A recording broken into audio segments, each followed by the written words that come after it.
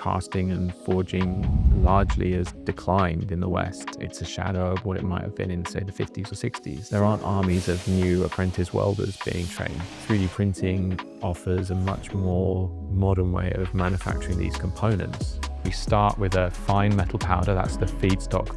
We're spreading that powder into thin, uniform layers, about the thickness of a human hair.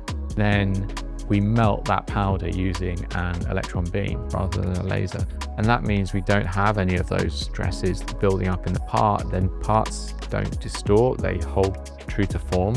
Additive manufacturing represents a method for making complex parts in these materials that otherwise might have been impossible. You've got the ability for the door to move laterally in and out, haven't you? Yeah. We need to have our own sovereign manufacturing capability in the UK and in the West. At the moment, we can be held to ransom for critical minerals or for semiconductor components. We're so reliant on other less friendly trading partners.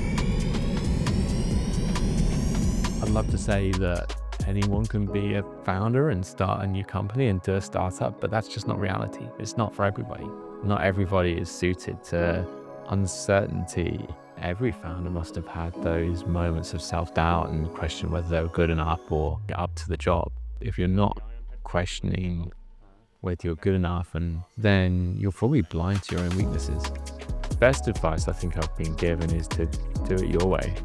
If you're trying to be somebody that you're not, it's going to be a real struggle.